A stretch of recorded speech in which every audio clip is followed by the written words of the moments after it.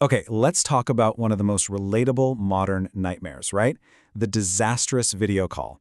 But this isn't just about a little social anxiety. Nope. This one single painful moment can actually give us a complete map of our inner world. So let's dive right in. Let's start the simulation. So picture this. It's Monday morning. 3 minutes until the big team meeting. You've meditated, you've done your breath work, you are feeling aligned. You're going to be the most present, integrated person on this entire call. The meeting starts. Your boss logs on, smiles, and asks that simple, totally standard, utterly terrifying question. And in less than a second, your whole unified self just shatters into a committee of complete chaos. First up, the mind kicks in. It's a panicked overthinker, just spinning at 1,000 miles an hour. Okay, what did I do this weekend? I practiced integration, but can I say that? No, that sounds weird. Did I do anything normal? What do normal people do? Hobbies. Do I have hobbies? What even is a hobby? Now, while your mind is just spiraling out of control, the body completely freezes. It's just like, we should probably respond. Why isn't the mouth moving? How do words work again? Are we breathing? Oh my God, we forgot to breathe while we were thinking about breathing. And then there's the force. Your actual life energy, it's gone. It is abandoned ship. It's just off somewhere else, like, you know what sounds really good right now? A sandwich. A really good one, with that specific mustard from the deli. I wonder if that deli is open. And finally, there's the witness. It's just watching this whole disaster unfold, kind of like a nature documentary narrator. Wow, look at this. Complete fragmentation.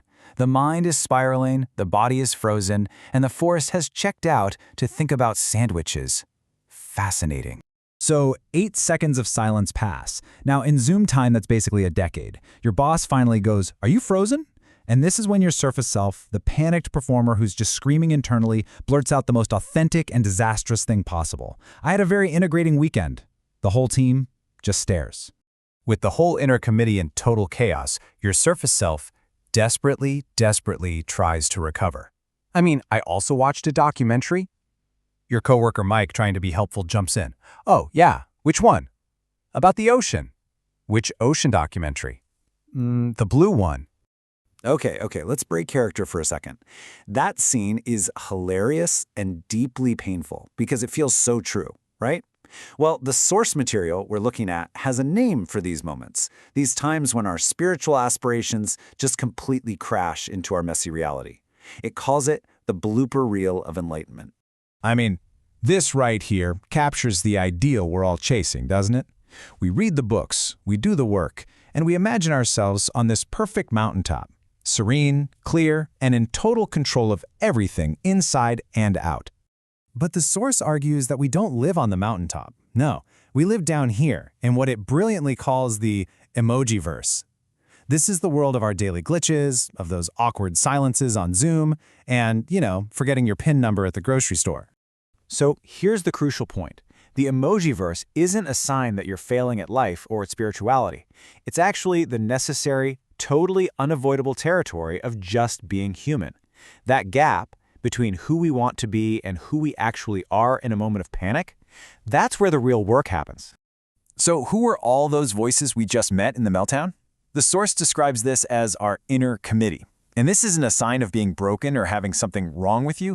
It's a totally universal experience of different parts of ourselves just coming online in response to pressure.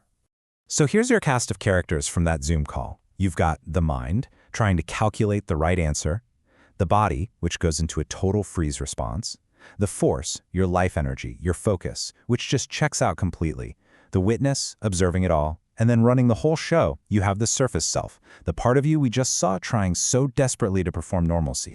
And this really shows the key distinction. See, the surface self is caught in the drama. It believes every single panicked thought, and it totally identifies with the failure. But the witness? That's the part of your awareness that can just see it all happening, the panic, the freeze, the awkward answer, without getting swept away by it. It's the camera, not the actor.